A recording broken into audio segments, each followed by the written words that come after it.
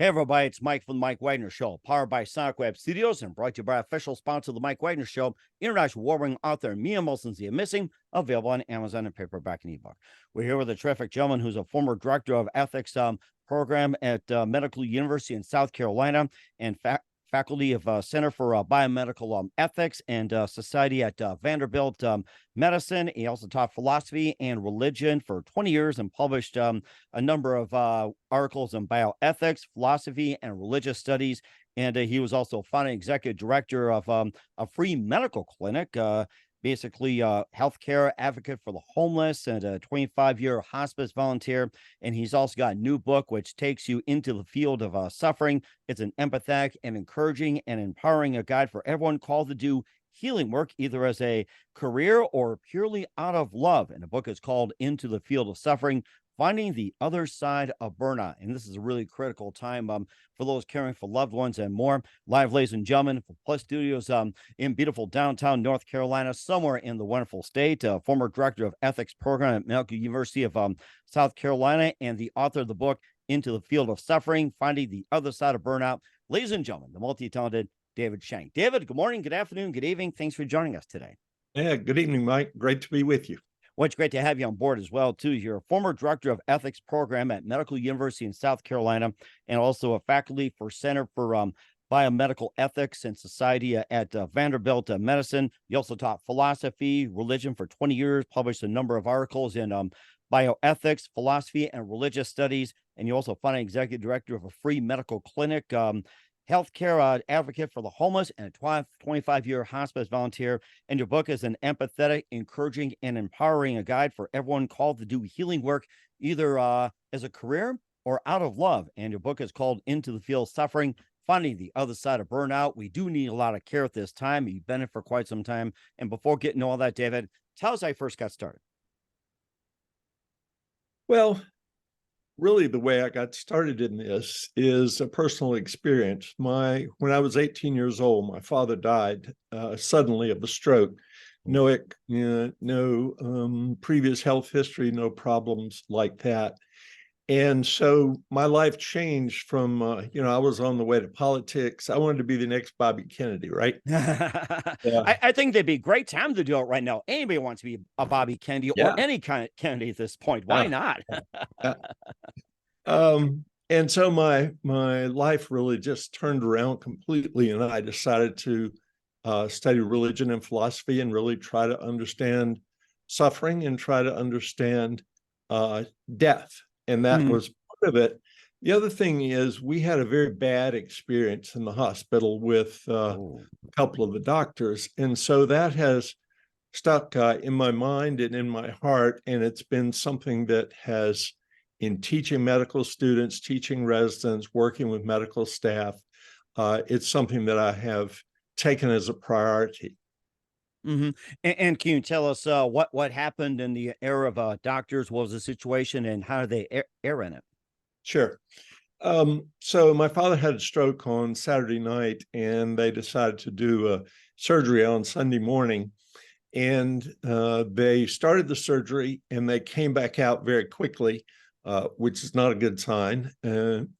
And we were standing in the hall. We weren't even in the waiting room. And the lead surgeon said, your father's had your husband, your father, my mother was there, has had one of the worst strokes I've ever seen in my life. Really? Never recover. If he lives, he'll be a vegetable. So y'all just need to decide whether to take him off life support or not. And he walked away. And we were standing there in the hall. People were walking back and forth. He didn't explain the operation. And there was another physician there who said, gosh, isn't there a place we could let them sit down and talk about it? And then they finally found basically a closet for me to sit down with my mother. And we decided to take him off life support. But it was a compounding pain and piece of suffering and insult on top of what was already a horrible situation. And how did they know it was the worst stroke possible? Being your dad was in perfect health, great shape, and everything like that. How did it suddenly be the worst possible stroke? Was it genetics? Something happened? Or did they explain it or anything? the second physician explained it later. He was born with a aneurysm in, let's see, they described it as a berry aneurysm. I'm a PhD, not an MD, so, this layperson's description, but there's a ring of artery at the base of the brain, and there was a weakness in the wall of that when he was born.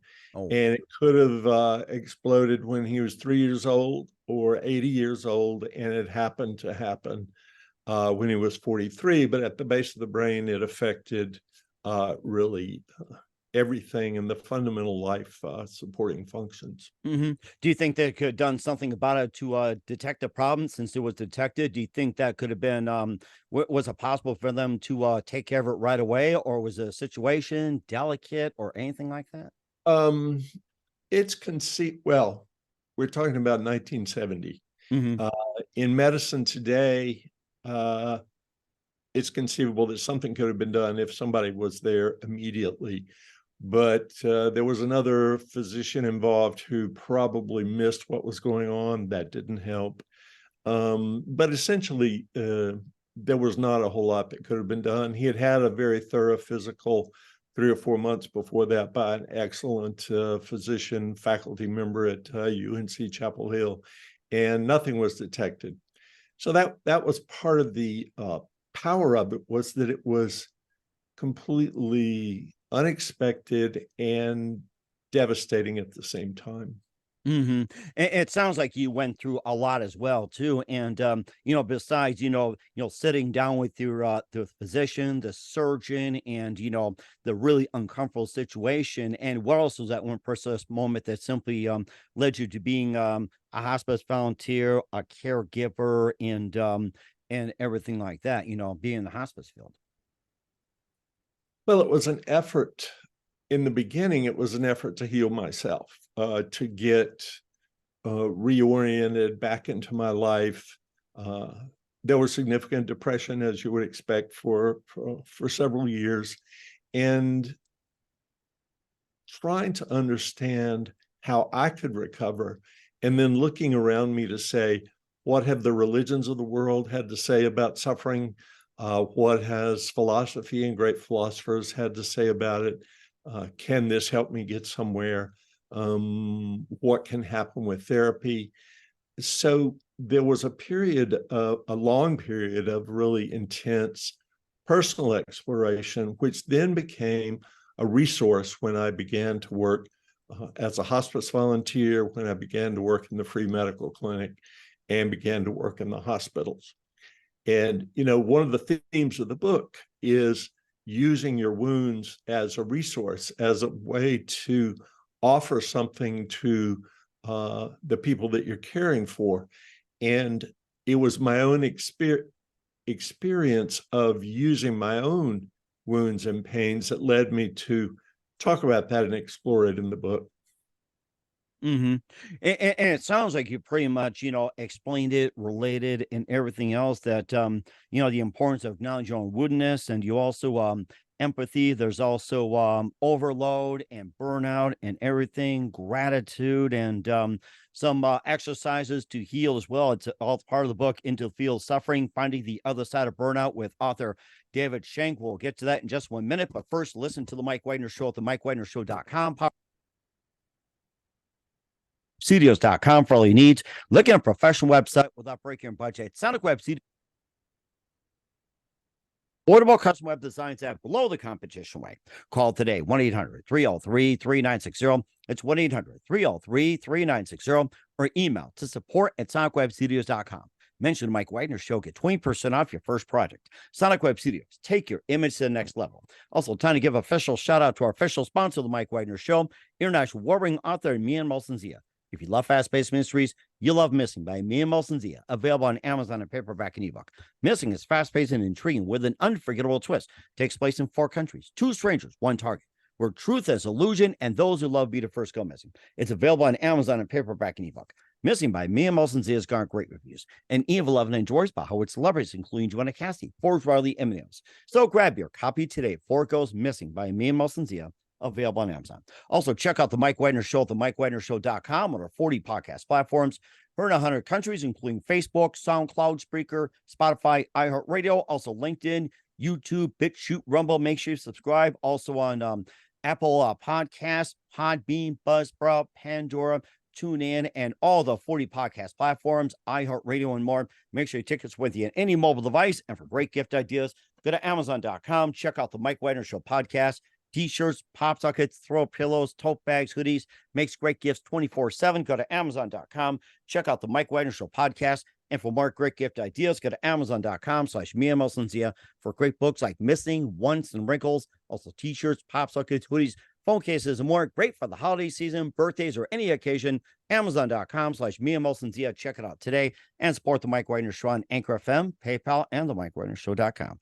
We're here, a former director of ethics program at Medical University of South Carolina, and also author of the book Into the Field Suffering, Finding the Other Side of Burnout on the Mike Wagner Show, author David Schenck. And before we get back to more of your book, and you've taught for quite some time, and philosophy, religion, 20 years, and also you worked Vanderbilt medicine, and of course, you also taught for 20 years. What do you think students got out of the experience, and what do you think if you're taught today, what would they do? So just overall teaching and everything like that. We'd like to hear more about it.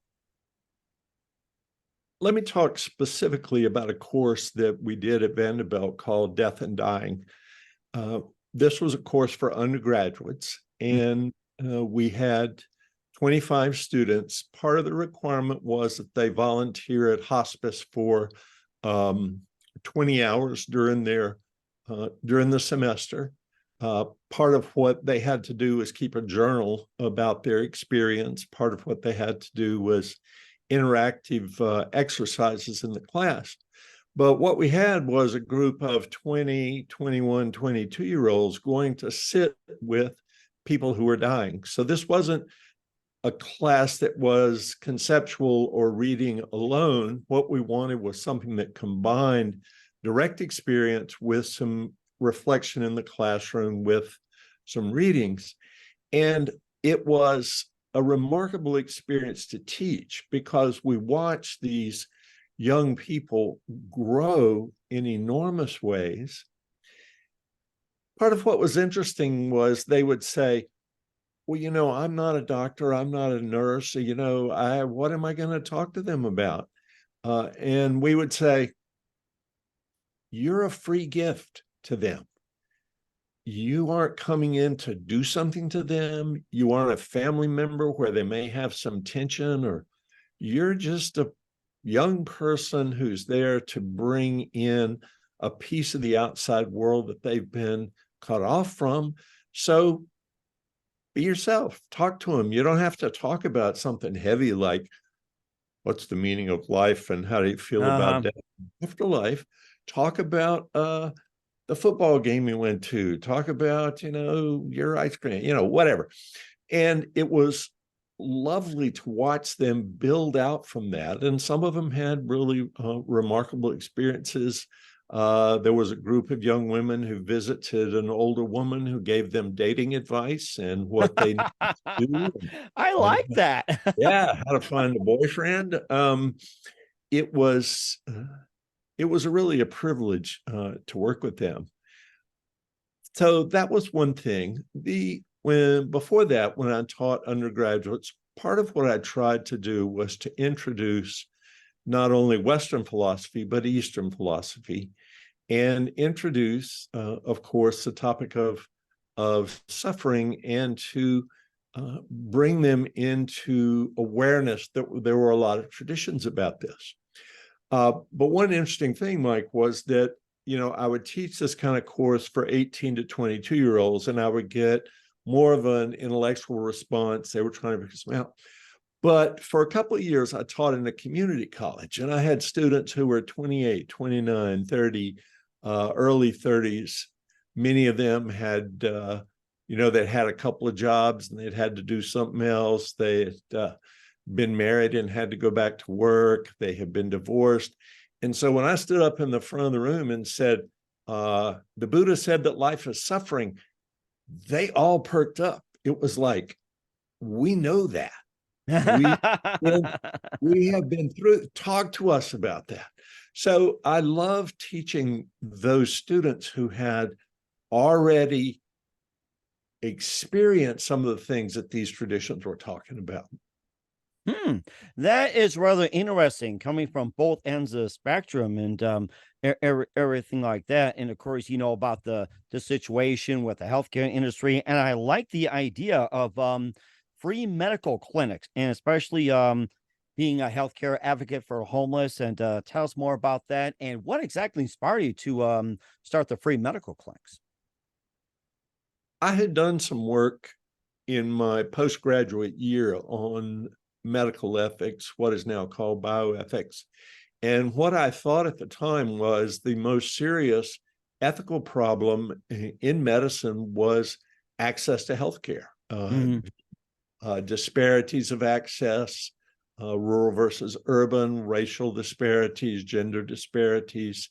And so in the community where I was teaching, a group of churches came together to start a free medical clinic. And I thought, here's a place to put some of the philosophical work I had done and awareness about ethical issues, put it to work, see how it works on the ground, learn this. And this has been a theme for me, really, is to go back and forth between the classroom, the reading and philosophy and religion, but I always want to test it. How does it work on the street? How does it work in the clinic? How does it work in the hospital? Because if it doesn't work there, I'm not so sure what it's worth. So the free medical clinic was an opportunity to understand what it was like for people to be uninsured and the things that blocked them from getting their medical care, why they were uninsured. Many of them were working full time, but this was 92 to 96, Hmm. no Obamacare. And so they might be working full time and working as hard as they could, but they couldn't buy their insulin or their blood pressure medicine. And so we made it a point to get people those medicines to keep them out of the doctor's office and out of the hospital. But we also ended up picking up people who had not been to the doctor for years and years and came in with very advanced cancers, things that were Wow. tragic, things that if it had been picked up a decade before, they might have been able to do something. The other great thing about it was white churches and Black churches. It was a variety of denominations. The synagogue was involved. The Unitarian Church was involved. And it became a really visible activity in the community. And it was able to pull people together, not just on healthcare, but other issues in the community where healing was needed. And especially the homeless as well too. That's another big problem, especially in California. It's growing by leaps and bounds. It's almost like a suburb. And then I was reading a story where I think along Sunset Strip or wherever it is, it's almost like it's like they're having their own city within a city, and it's getting to be like where it's getting to be bigger than Anaheim. Mm-hmm. Well, the tent cities are a phenomenon really everywhere and have been for decades, although clearly it's gotten worse. The affordable housing is a critical need in all of our cities, and it's a critical need for teachers and firefighters, the people who make the community work. Many of these communities can't afford to live there. I mean, even in a small town like Asheville, North Carolina, there's an influx of retirees and wealthy people that want to be in the mountains. And the teachers, the firefighters, the policemen who really hold the town together, can't afford to live there. But then, somebody is out of the job for a couple of months, they're laid off, they can't make their rent, they can't make their mortgage payment. And the next thing you know, they're on the street. It's not like this is some weird species of people who have failed in the world. This is you and me. If we get laid off, if the hospital does layoffs and they decide to get rid of ethics, David Schenck is out there. So I think it's important to try not to be judgmental about many of these folks. There is a lot of substance abuse, but if you live on the street, it's hard to make it unless you're stoned some of the time. So it's an enormous human tragedy on the individual level, but it's also a tragedy and a failure on the part of our communities.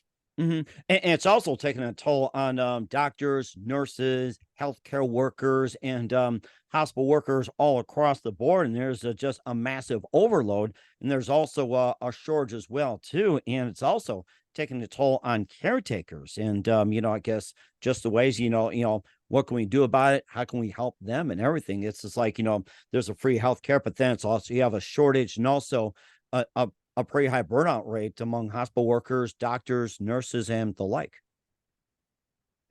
Well, we've seen just recently the strike with Kaiser Permanente hospitals, people talking about the amount of coverage that they're asked to do. So let me give you an example. During COVID, there was difficulty staffing, so or I'm a nurse in the intensive care unit, and I'm used to working with two patients. I sit at my desk and I have a window into one room and I can see that patient and into the other room. But during COVID, there's not enough staffing. And so they say to me, could you just cover one more patient, just down the hall there? And because Joe is out today. So I do that, and I do that for a while, and it's an emergency, and we're doing the best we can. And then they come and they say, we really so-and-so is homesick, and so-and-so just couldn't do it anymore and has moved to Florida or North Dakota. And hey, we can use some nurses up here. It's like they're more than welcome to come up. That is right. And so, could you cover 4 patients instead of 3? And so I'm thinking, okay, I'll just do this for a little while. But then COVID is over, but we're still having trouble getting back to our staffing levels. Meanwhile, the hospitals, profit-making institutions have realized that, David and Mike can cover 3 or 4 patients. Oh my goodness. Why just have them cover 2 patients? I mean, for a year and a half, Mike was covering 4 patients. Let's just kind of keep them stretched out. And so we have this situation where people really are totally overworked, and the patient care suffers. And in addition, the caregiver suffers because he or she knows that they're not delivering the kind of care that they could deliver and want to deliver. So it's a double or triple problem. It's exhausting, it's overworked, but it's also a sense of not being able to do what you were called to do and trained to do. And it also leads to a part about burnout and everything, and some of the signs, the warning signs, and especially your body as well too. That there's also how I identify your hot buds, where it's just like people press your buttons or people make you burn out, and also listening to your body. All these things are important. People ask, how can you tell that you're on the way to burnout? And one of the words that terms we try to introduce in the book is depletion. As you get tireder and tireder, the energy and the inspiration that keeps you going gets depleted, and you're on your way to burnout. That's a kind of lead up to burnout. And one of the clearest signs are body things, like you're saying, physical things, not sleeping well, being tired even after you sleep, not eating well, pains in certain areas. Certain people have stress and they feel it in their shoulders. Some people feel it in their knees, things like that. But the other thing to pay attention to, I think, as you feel that you're stressed, is your coworkers. What I say is, look in their eyes. You can tell if they're worried about you. Sometimes you can tell that they're disappointed. David isn't working like he always does. We count on him for this. We're having to work to cover for him. And also your patients. Your patients will have a sense that you aren't doing well, and they may not say, "Look, Dr. Schenck, get with it. You're fouling up here," but you can often tell. The things that drive to burnout, moral distress is a big one, and this is something that we try to address in the book. What is moral distress? It's classically a situation in which or you're convinced that something needs to be done for the patient, but it's not being done, either because the institution isn't willing to pay for it, you don't have the equipment for it, or perhaps you're a nurse who sees, you're with the patient 12 hours in a shift. The doctor comes in for 5 minutes in the morning, might check in briefly in the afternoon, gives you some orders, and you're bound by those orders for the full 12 hours. Wow. But, Mike, the nurse is there thinking, I know this isn't good for this patient, but you've got the orders. So the discrepancy between what you think or know needs to be done for the patient and what's being done is the kind of classic thing for moral distress. But a term that we introduce and like to talk about is what is moral anguish. And that, to me, is when you internalize it, when you feel a conflict within yourself, you take it home, the emotional turmoil that is within you is an additional pain. And that is a is a driver for burnout as well. That is a depleting experience. Mm-hmm. And certainly indeed as well too. And of course, I remember the days that nurses were specifically trained, well trained, and everything like that. And do you think it's the way they train is contributing to the decline in healthcare? It's like fast, fast, fast, and everything like that, or do they still teach the same, but it's like people interpret different, especially nurses? Mm-hmm. Nurses.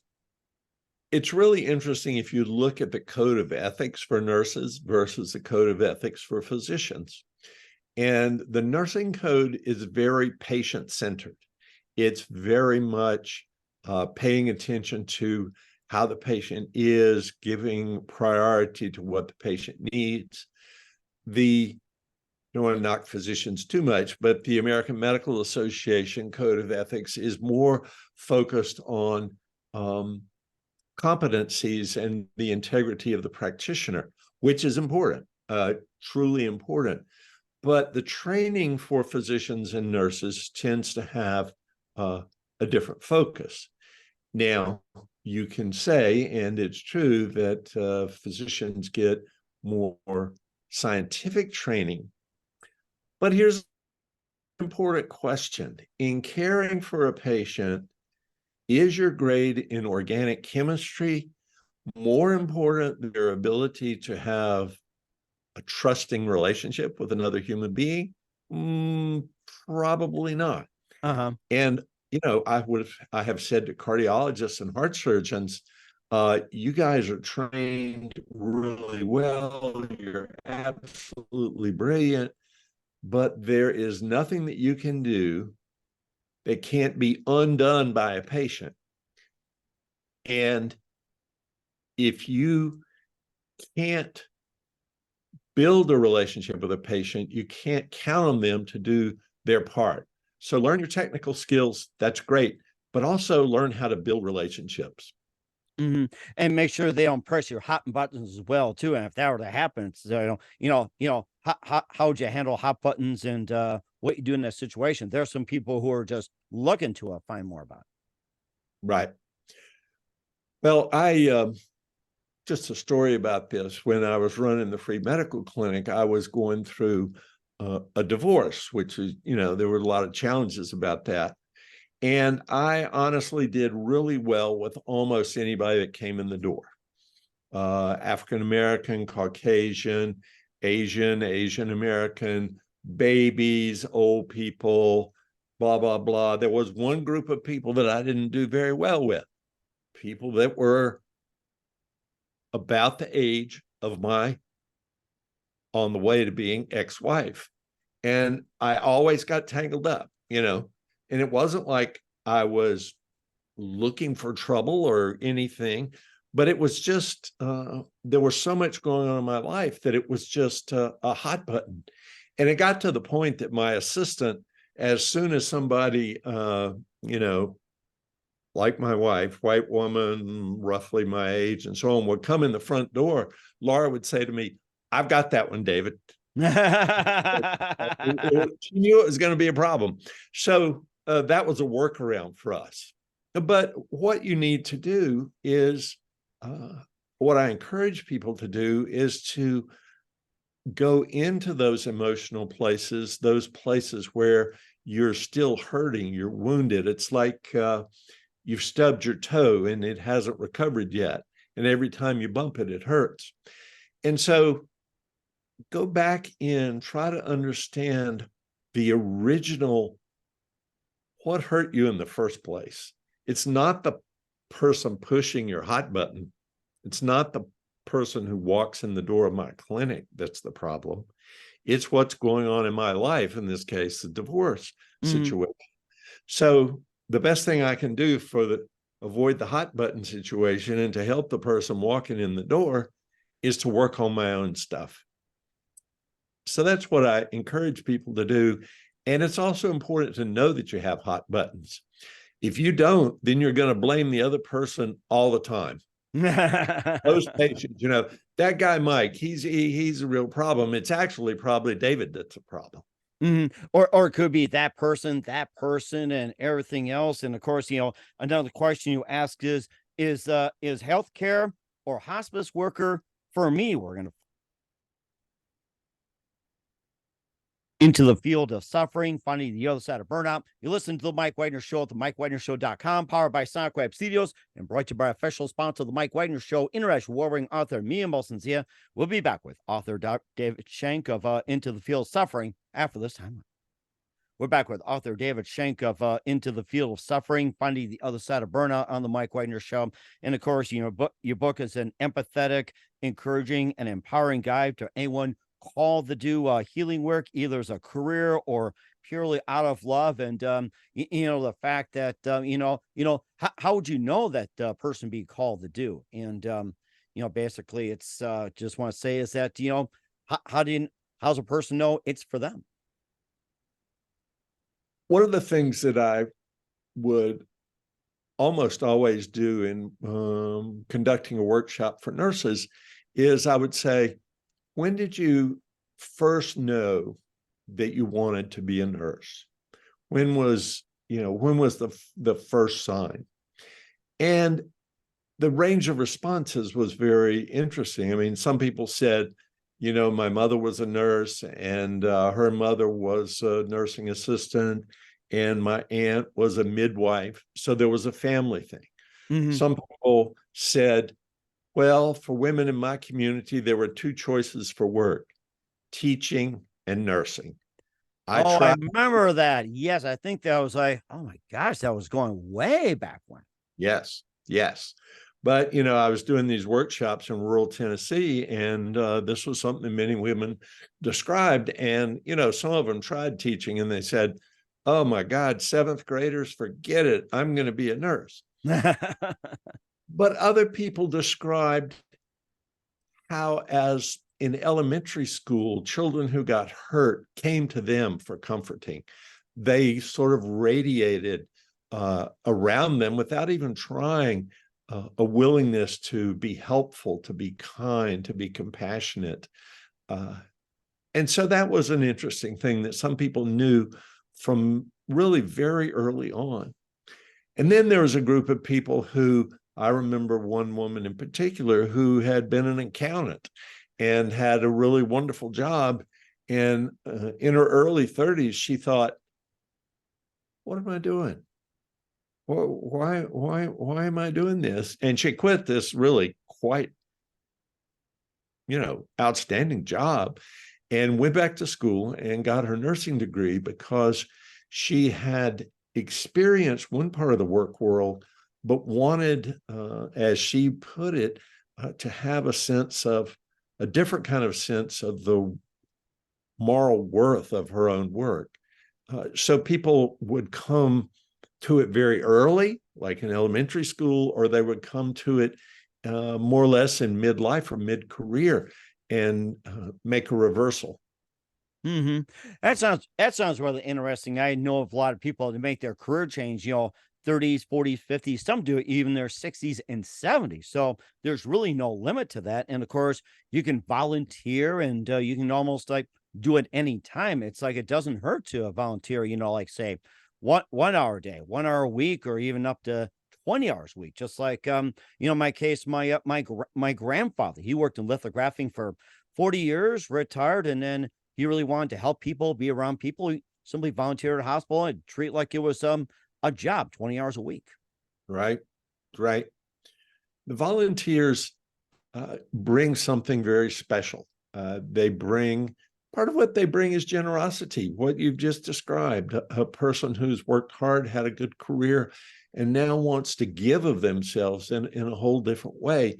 And that, one of the great things in life and in caregiving is where people have vulnerability and people are coming in, like you've described, with generosity and vulnerability meeting generosity. This is one of the beautiful things about human beings, and volunteers bring that and experience that. I mean, we ran the free medical clinic entirely with volunteer doctors, volunteer nurses, volunteer screeners, volunteer chaplains. And it had a very special spirit to it because of this generosity that all these people had. That is really interesting too. And of course, you also co-authored some books. You also have a gift of writing. You helped with healers, extraordinary clinicians at work, and what patients teach everyday ethics of healthcare, and a bit about that. You seem to have a pretty good flair for writing. I love writing, and I have since, junior high school. One of the first things I did, of course, I had the ninth grade breakup with the girlfriend. I started keeping a notebook, pouring out my soul and my misery. And I have kept notebooks. I've probably filled hundreds of notebooks, most of which I've burned or thrown away. But writing as a way of understanding myself, understanding the world. And early on, I did a lot. I mean, in elementary school, they pushed us to do public speaking. And so I was doing public speaking from early on as well. And the process of trying to formulate my thoughts was really important. And then I was fortunate enough to find people to teach me and to guide me and to give me feedback saying, yeah, this does offer something important. Or sometimes they would say, look, David, this is, this is not, do something else, write something else. But it was an introduction to, or a way of moving into communities and getting conversations started. It was really a healing activity for me. That's one thing to say about it. And what can people learn from the book as well, too, Into the Field of Suffering, Finding the Other Side of Burnout? What can people learn from it? Well, I think there's something to be learned from the title itself, Into the Field of Suffering. Sounds like a weird title for a book. Why would you pick up a book that said, okay, let's go into the field of suffering? The field of suffering. So remember back to the first time you went to visit somebody that was sick. Maybe it was a school friend, maybe it was a grandparent. And before you went in the sick room, there was this, okay, I'm going to cross a line here. I'm going to go into an unusual space. That is what I mean, what we meant by field of suffering. It's kind of like a magnetic field. There is what's going on in that person's life. And when you step into it, you absorb it and it surrounds you. And, sometimes it fills your nose, you smell, things don't smell so good. If you're touching the patient, you have the kind of physical contact, if you're listening and looking. But healing begins when you enter that field of suffering, because as soon as you're there with the intention of being present and being helpful, the room changes. This is why you visit sick people. This is why when you're ill, you like for people to come see you. So the field of suffering is an image or a way of talking about the bodily experience of being around people who have had their lives upended.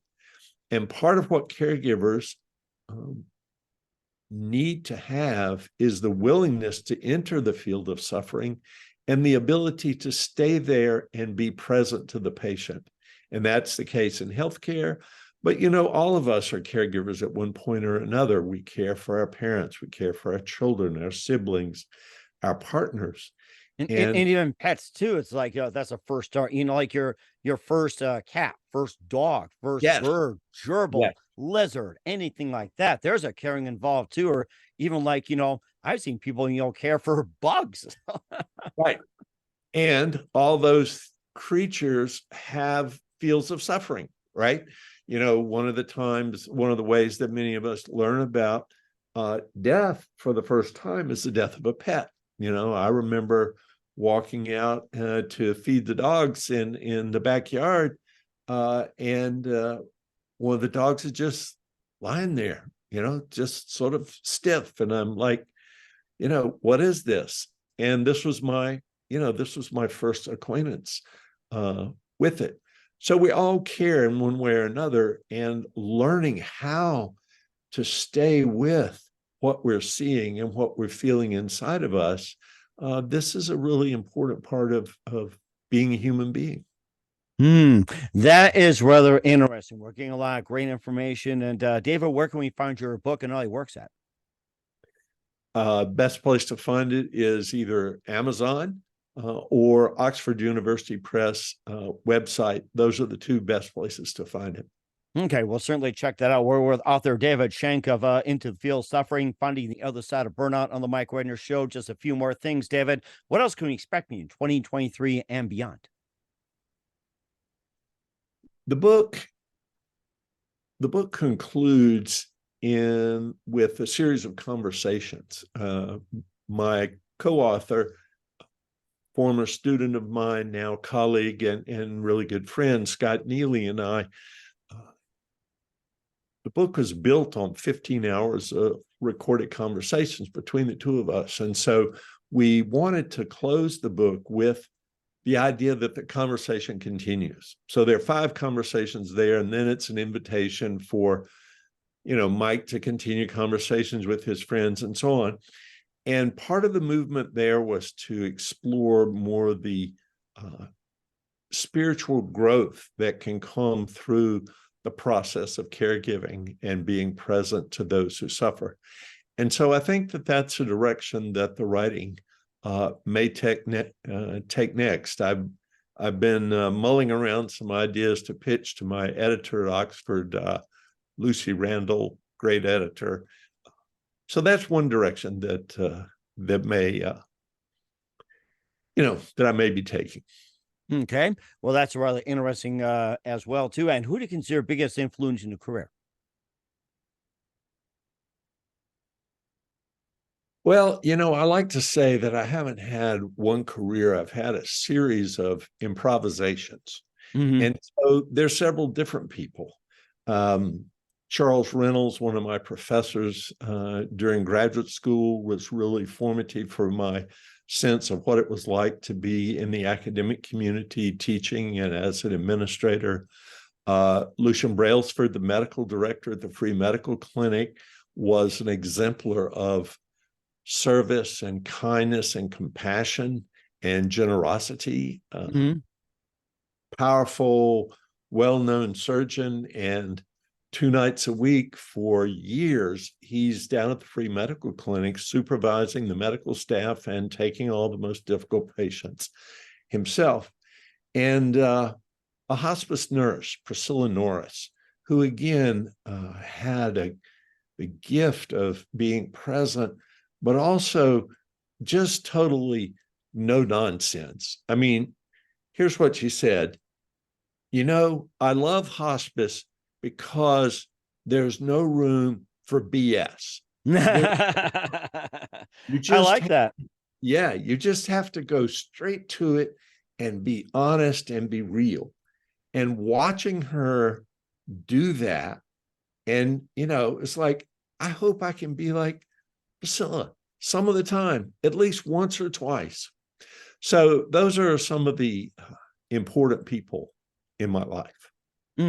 That's very amazing. I like that part. No BS. I'll have to put that to my Oh yeah. perspective. So And she didn't use the abbreviation either. She right. just Yeah. I think that was tactful too, right there. So and what's the best advice you can give to anybody at this point?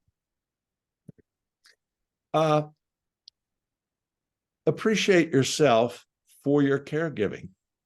Appreciate yourself. Often caregivers are giving themselves a hard time. I haven't done enough. Why didn't I do more for so-and-so? Why didn't I do more for so-and-so?